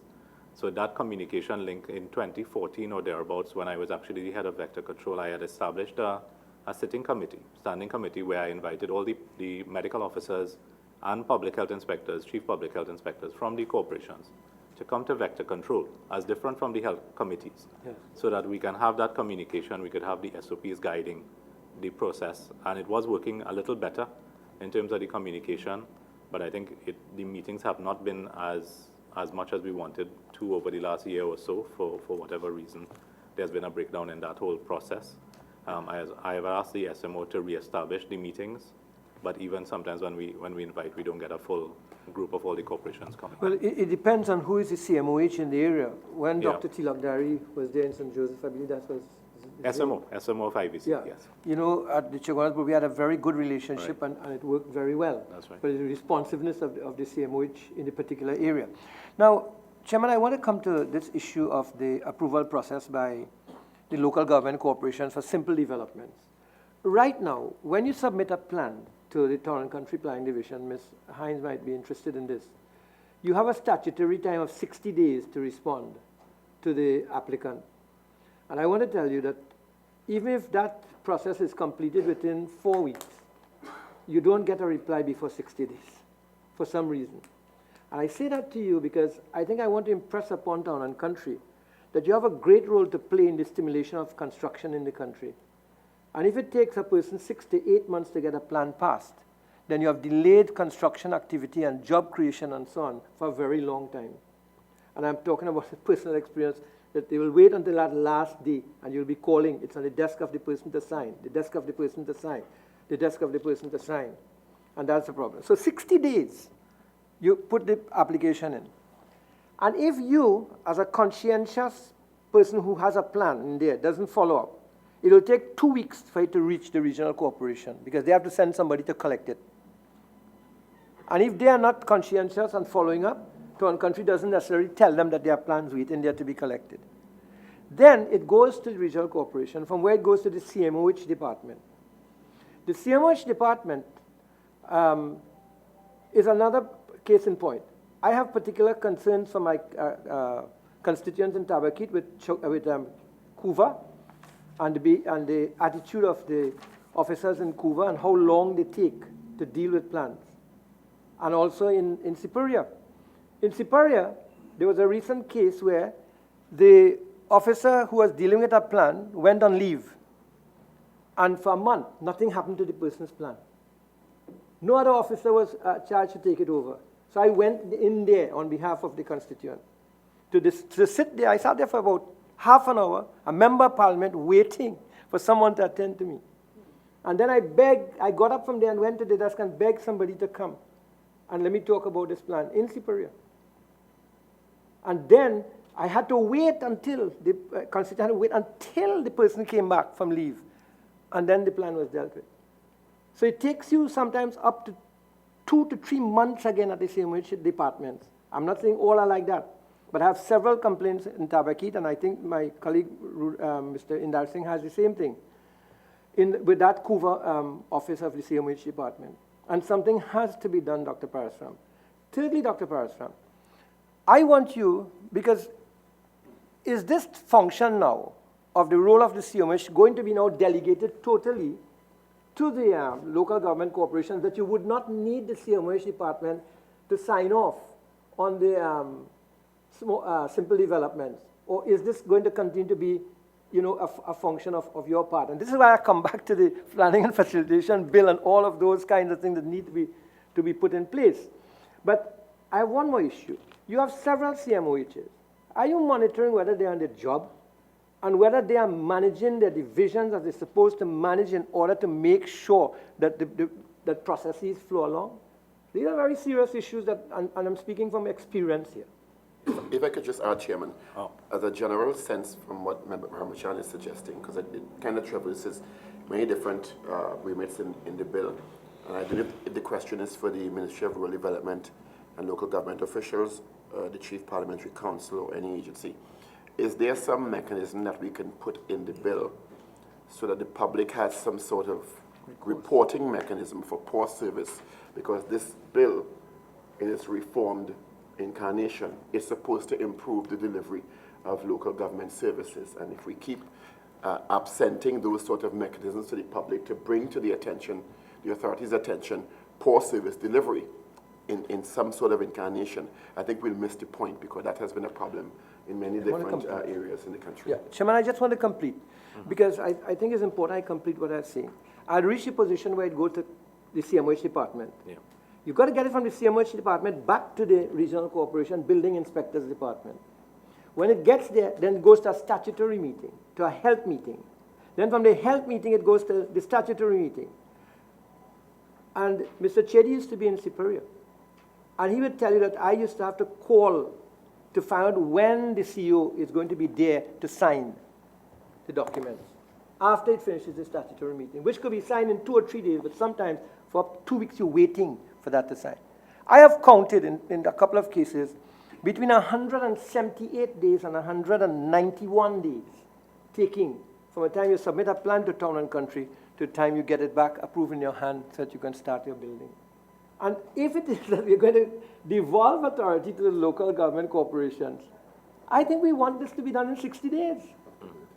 And how do we get it down to 60 days? Otherwise, it's not going to make sense. I think Ms. Hines is going to agree that it's not going to make sense. Governance is about facilitating the happiness of people, and the happiness of people means that they don't have all these frustrations. Mr. Chairman? Just now, before we go, Member Amin and Member Indar Singh, and then we'd come back. No, but it's directly related to... Yeah, let me just facilitate the other members who've been waiting. Thank you, Chairman. Chairman, I want to add my voice when it comes to the capacity of regional corporations, and the Chief Medical Officer indicated his concern for the capacity of regional corporations when it came to the public health aspect. And I believe that if given the resources, if given the staffing, if given the training, as well as the equipment and the money that it takes, the regional corporations can, in fact, perform the duties. But what I want to include in our recommendations is that we have some sort of legislative protection for the staff ratio that would be required in each regional corporation. Yes, there is a proposal to have corporations graded big, small, big, medium, small, but that we should ensure that based on the population ratio, based on the rate of development, based on the development priorities, that these regional corporations have varying numbers of chief officers, for example, and the complement that would go with it to ensure that they have the ability to do what is required in the Act. I also, this also brings me to another point. This local government reform was billed, and one of the things that was indicated by the then minister is that the regional corporation would be a one-stop shop, so to speak, for the members of the public. And you still have the necessity for a person requiring approval to go from the regional corporation to TNTEC, to WASA, to fire, and come back to the corporation and take. We have not really made that system for approval more efficient. And that was a main principle in the discussion in the public meetings that were held about this act, but it's not here, it's not in legislation. So while there may have been an intent, we must ensure that it is protected in legislation that the members of the public do in fact experience an ease in doing business, an ease in receiving approval, and that it's very efficient. So, Mr. Chairman, what I would like to ask is from the Minister, the Chief Medical Officer, if his department has the capacity to make recommendations for the ratio of staff it would require in the municipal corporation to carry out the duties that are here. And I want to ask, secondly, that this committee seek to ensure that there is legislative protection for that one-stop shop that was promised to be part of this reform. Okay, thank you, Member Amin. Member Indira Singh. Thank you very much, Chairman. And what I'm about to say, you may be familiar with in terms of some of the issues in a former incarnation. But also, I want to fully endorse what Member Rambachan has said, and also Member Amin. And every human being who wants to ensure that there is a sense of dignity for him and herself and a respective family, a major objective in life is to build a home. And it is said that a man's castle, or his home, is his castle. And I think that we all have a responsibility, and office holders have a responsibility to assist in really assisting an individual to realize that dream of his or her home, and so on. And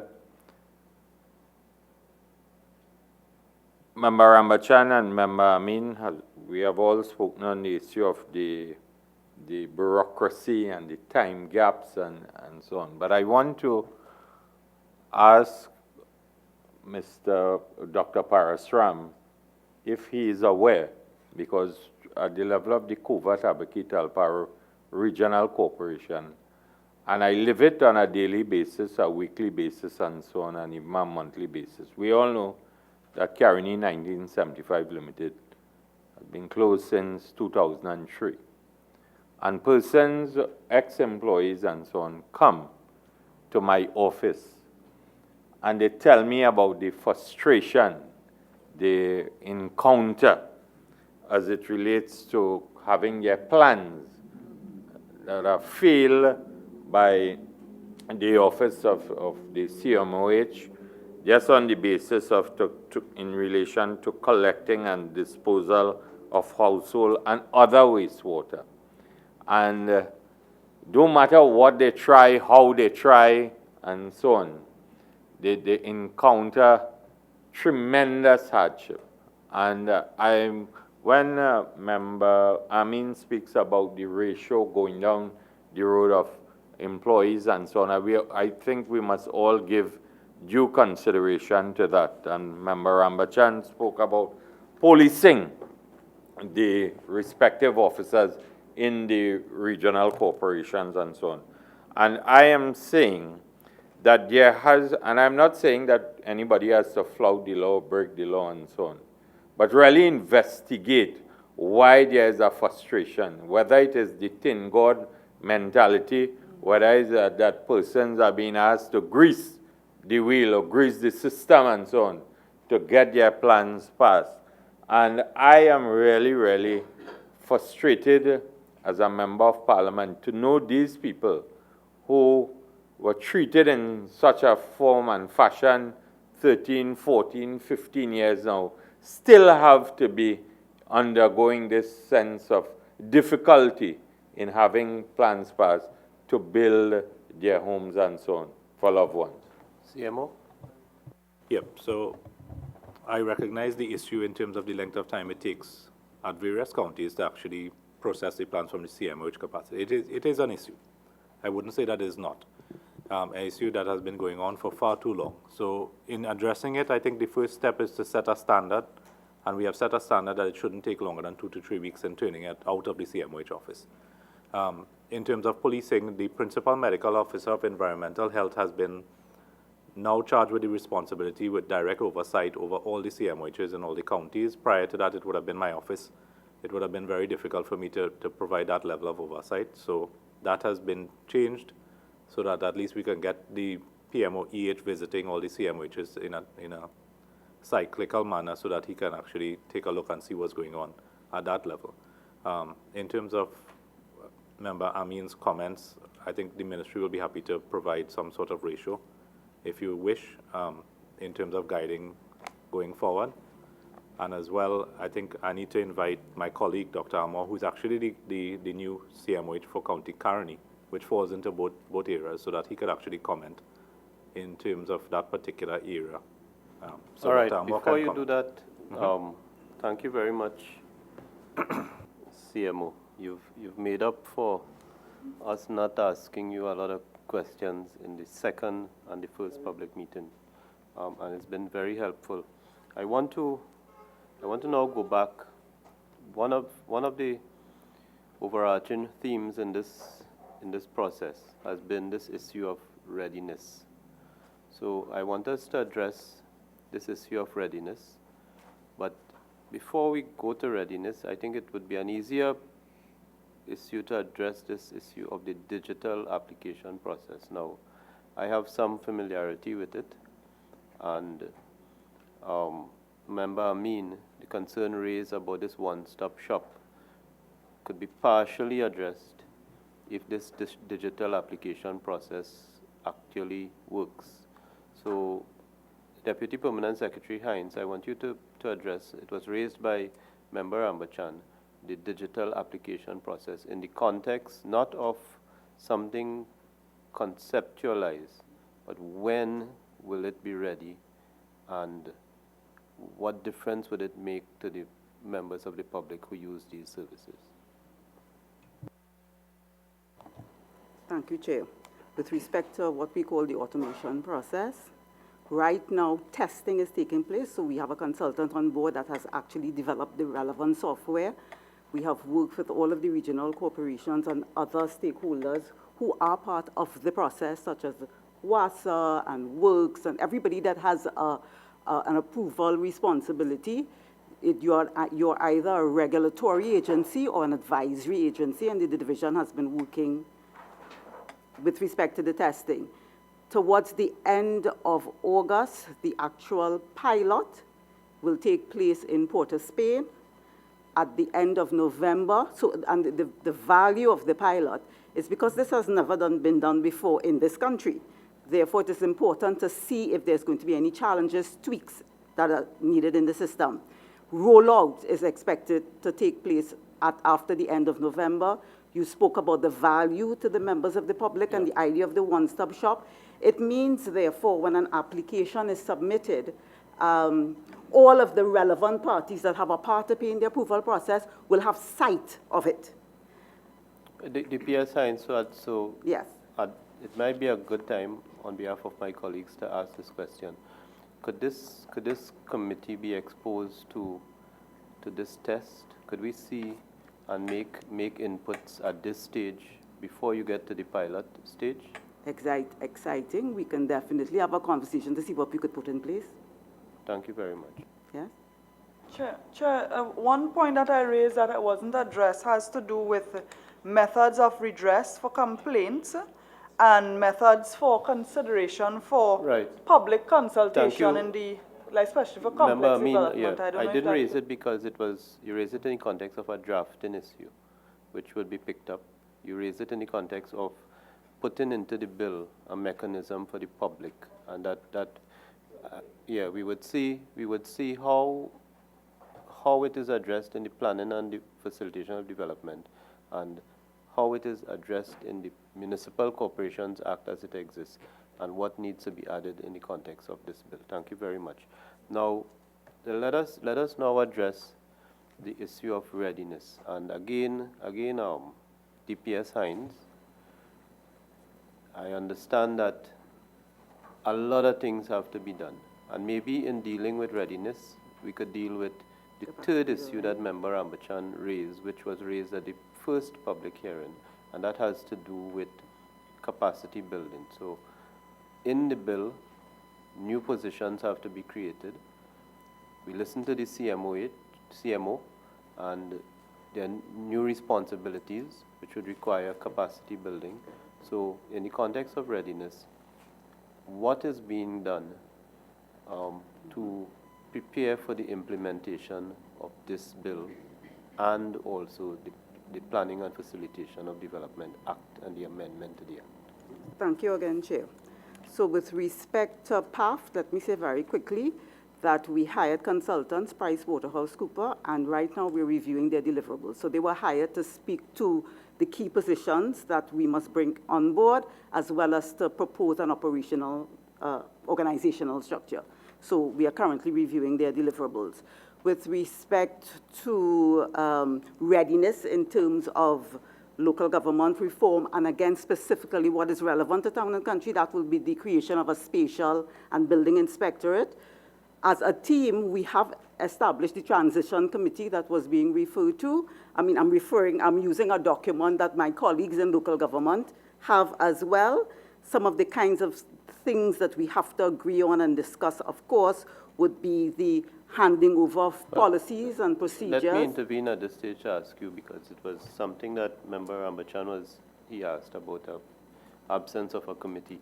Is there a version of that document that could be submitted to the committee? Yes, it can be. I have it before me. It was submitted to the AG as well already. Right. But I know there may be things in there that you want to protect, but that will actually help us on the issue of transition and readiness, but not just on the planning side, also on the other aspects, which may not That's how it was out of crafted. your remit. I want to also ask, in the context of a question raised, the issue of the local committees, the committees that operate in all the municipal bodies, and even our ministry, for example, we are represented, and it's always a question of what comes out of attendance at the meeting. So I want to ask WASA and TNTech, have you or do you envisage that you would need to change the way your staff interacts with municipal bodies in terms of, I expect that you would have a greater level of interaction with the municipal bodies. Do you foresee that? Right, Honorable Chairman, yes, that will happen. Now, at each of the corporations, we do have a representative that attend to it, and I want to attend to the various meetings. I want to say that they do an excellent job. However, given the greater responsibility, certainly we will match it with the appropriate personnel at the various locations. And, because you're going to have issues like the recreational facilities and so on, the whole issue of disaster preparedness and all those items that will come up, which is in this bill, certainly we'll have the appropriate staffing. But I just want to make a comment that they do in fact follow up. Those who we have there, they do return, and they do in fact follow up on the items that has been raised at those particular meetings. Asra? Well, similar to TNTech, we would have attendance at the meetings. I think they would address local issues. The real issue would be if you have something that arises that requires perhaps developmental works beyond their scope, that then comes through a different process, and that sometimes could take some time. But insofar as the day-to-day things that come up with WASA would be leaks, road restoration, and no water truck-borne, those normally the people who attend try to address those. Thank you.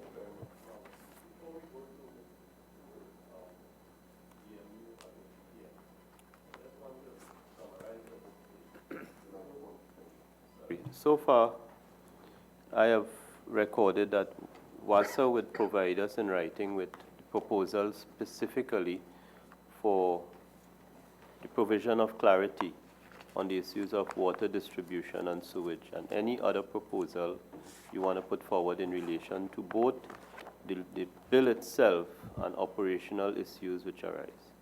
I have on the CMO that you would provide in writing, you'd address the issue of the equipment available, and you would submit proposals for further amendment, because you've said Member Ford pointed to the proposed 43A, which provides for, in relation to the issue of the Insect Vector Control Division, for the Minister of Health to be consulted. But if there are further proposals for the bill, you mentioned standard operating procedures and your proposals for that. And some of the things you talked about, in my view, can be addressed in regulations as opposed to the bill itself. But you can raise in writing with us the need for regulations that govern some of the governance and reporting. So one member, I believe it is Member Richards, raised this issue of timelines within 48 hours, within 24 hours, particularly when you deal with something that is a public health risk. And also, as CMO, you specifically address in writing the issue of capacity building and readiness, because we've recognized that all the corporations would not be ready to take on the responsibilities that come with this legislation. In fact, they may not even be ready, given the vacancies, to deal with current responsibilities. And if you can address that issue of the capacity building and readiness that is required. Now, as I want to now go to our friends in ODPM and Disaster Management Unit. Now, I am a member of a joint select committee that has spent a lot of time with ODPM and the DMU. We had an excellent presentation by Mr. David on this issue of CERT, and we may have to come back to you. But as we are currently, the rainy season thankfully is appearing and disappearing, thankfully for me. I like it so.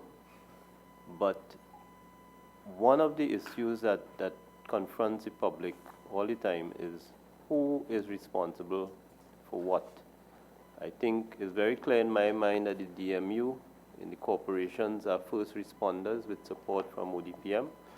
But I just want you to address very briefly the impact of local government reform on what you do. And we may need to call you back at a later stage for a broader discussion on it. Thank you, Chair, for allowing me to address the committee. The present bill in its format will have an impact on the issues of comprehensive disaster management for Trinidad and Tobago, and particular reference to the Office of Disaster Preparedness and Management. Best practice dictates that states have a policy for disaster risk management. I applaud the efforts of the writers of the legislation that really gives a level of autonomy and power to local government. What has been identified in this particular legislation, that there is an absence of an overarching legislation and an overarching authority to manage the issues of comprehensive disaster risk management for Trinidad and Tobago. And therefore, there's a need to establish that overarching legislation by an act, which will provide to promote the development and the implementation of programs for comprehensive disaster management, including disaster preparedness, disaster mitigation, relief, risk management, risk reduction, and therefore allow for that comprehensive integration of proactive measures to lessen the impact on the citizens. So while the legislation empowers now 15 entities, and I say 15, 14 in Trinidad and then Tobago already has its legislative authority. This present bill now opens the door and to advance comprehensive disaster management, to establish a legislative architecture, so that it is now, there needs to be an entity that will now coordinate not only between these 14 entities, but our international and regional stakeholders who also have a role and we have a commitment. And therefore, the Act does not speak to issues of a national response framework by a tier level, meaning a level 1 to which each corporation can deal with it, wherever has that impact. Doesn't address the issue if there's a level 2 incident which more than one corporation can deal with the issue but requires state resources, or even to a level 3. Mr. Wynn, let me ask you at this stage, is that response or that framework for response must exist in some form right now? It may not exist in legislation, but where does it exist right now? It exists via the National Response Framework approved by the Cabinet. Right. So there is a cabinet-approved framework. And your recommendation is that all or some of this should find its way in legislation? Yes, ma'am. Yes, Chairman. Right. Or, at a minimum, something like that should be referenced in this legislation? Yes, Chairman. Thank you very much. Mr. David? Chairman and members, as is configured now, the municipalities manage level 1 and level 2. It is when it reaches level 3, it is when the ODPM, they will have the strategic control of it. Right, so tell us what is level 1 and level 2. Okay, level 1 is a municipality is affected, it has the resources, it has the personnel to take care of it. Level 2, more than 2 municipalities have been affected, and it will now take the combined effort, perhaps, of all the municipalities around to assist to take care of the particular hazard. We are at that level now at the Ministry of Rural Development and Local Government. We have developed a series of operating procedures to ensure, because when it happens, when the incident takes place, the ODPM always says that we are the ones who are the first responders and not they, and they are not the ones. So we have developed so that the entire corporation is responding, not the DMU. This particular set of operating procedures is about 28 activities that will take place from the time it starts. Everybody knows what everybody is doing. Now, let me get it clear. Developed or developing? No, we have developed it, sir. Right. So what I'd ask you to do, Mr. David, is if you can submit that to the committee. You're looking frightened. No, we submitted it the last time I came to the Joint Select Committee, it was submitted. So we can submit it again, sir. May I ask that you submit it to this committee? Yes, sir. No problem, sir. We would look at it, and then that may form the basis of a follow-up discussion. Yes. Yes, sir. But I am happy to hear that it's been developed and it's available, and we could look at it in the context of how, if it needs to be referenced, included, in some way, find its way into legislative, of what aspects of it needs to find its way, because in this legislation, a division responsible for disaster management is being proposed. So, members and stakeholders, thank you very much. We've had a very fruitful meeting, as we anticipated. There's a lot of discussion on town and country, on readiness, on the need to maybe make some additional changes to the bill so we fulfill the promises made to the members of the public. Before we close, Member Richards want to make one intervention. Yes, just one quick intervention to Captain Wint. You referenced earlier on the risk assessment responsibility for each municipality. The risk mitigation, interventions.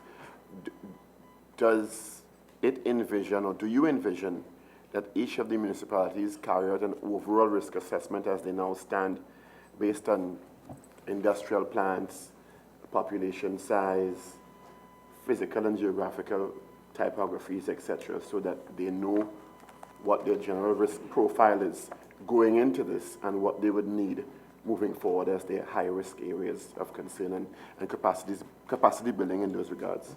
Member, yes. That is envisaged. Thank you. Thank you. And before we close, Member Timal, because this is one of his pet areas, has asked me to put on the record, DPS Hines, that you've undertaken to provide us with the transition document and any document which deals with the issue of readiness, staffing, and capacity building in relation to both the planning and facilitation and this proposed bill. Thank you very much. This meeting is adjourned.